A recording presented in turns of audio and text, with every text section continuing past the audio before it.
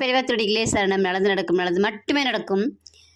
நம்ம சேனலுக்கு சப்ஸ்கிரைப் செய்த அனைத்து நல்வுள்ளங்களுக்கும் என்னுடைய பணிவான வணக்கங்கள், கோடான கோடி நன்றிகள்.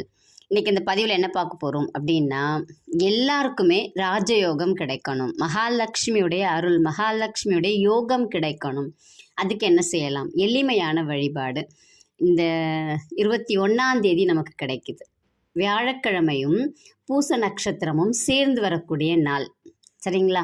அப்போ குரு புஷ்ய யோகம் அப்படின்னு சொல்லுவாங்க. அது என்ன பண்ணும் நமக்கு அப்படின்னா, நமக்கு அதிர்ஷ்டமே இல்லைன்னு புலம்புறவங்க இருப்பாங்க. நம்ம எந்த வேலை செய்ய போனோம்னாலும் தடங்கள் வருது அப்படின்னு யோசிப்பாங்க. இவங்க எல்லாருக்குமே ஒரு விமோச்சனம் அப்படின்னாக்கா இந்த குரு புஷ்ய யோகம் அப்படிங்கிறது, இந்த வியாழக்கிழமை, சரிங்களா? 21ஆம் தேதி இந்த நாளில் நீங்கள் என்ன செய்யணும்? குருவுக்கு பூஜை பண்ணணும். குருவுடைய மந்திரங்களை சொல்லுங்கள், காயத்ரி மந்திரங்களை சொல்லுங்கள். பூச நட்சத்திரத்துக்குன்னு இருக்கக்கூடிய காயத்ரி மந்திரங்களை நீங்கள் சொல்லிகிட்டே இருந்தீங்க அப்படின்னா அப்படி ஒரு அற்புதமான ஒரு வளர்ச்சி நமக்கு வாழ்க்கையில் கிடைக்கும். மகாலட்சுமிக்கு நீங்கள் பூஜை பண்ணலாம். எந்த விதமான தேவைகள் இருந்தாலும் அன்னைக்கு நீங்கள் பிள்ளையார் சுழி போட்டு ஆரம்பிக்கலாம்.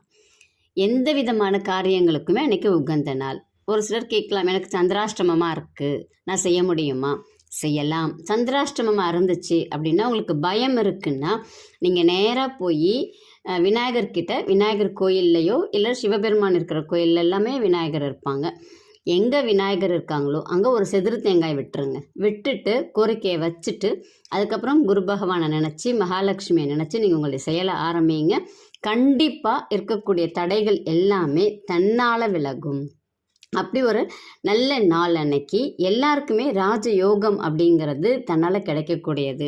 கண்டிப்பாக நீங்கள் இந்த பதிவை பார்க்குறீங்க அப்படின்னாலே உங்களுக்கு அந்த யோகம் இருக்கிறதுனால தான் நீங்கள் பார்க்குறீங்க அப்படின்னு நம்ம சொல்லலாம். நீங்கள் எனக்கு என்ன பண்ணலாம்? எளிமையாக நேராக குரு பகவான் கிட்ட போய் ஒரு 3 தீபம், நெய் தீபம் போடுங்க. போட்டுட்டு அந்த கோயிலை ஃபுல்லாகவே 3 சுற்று சுற்றிட்டு உங்களுடைய கோரிக்கையை வச்சுட்டு வாங்க. உங்களுக்கு என்ன மந்திரம் குரு பகவானை பற்றி தெரியுமோ சொல்லுங்கள். இல்லை எனக்கு எதுவுமே தெரியாது, குரு பகவானே போற்றின்னு சொல்லுங்கள், தப்பே கிடையாது. எந்த ஒரு எளிமையான ஒரு இதையுமே குரு பகவான் ஏற்றுக்குவார்.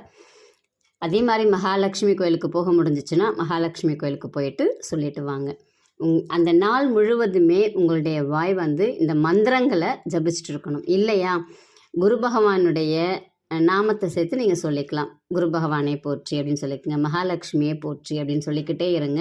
கண்டிப்பாக உங்களை நோக்கி ராஜயோகம் அப்படிங்கிறது தேடி வரும். அதே அற்புதமான நாள் அன்னைக்கு பயன்படுத்திக்கிங்க. நன்றி, வணக்கம். நல்லதே நடக்கும்.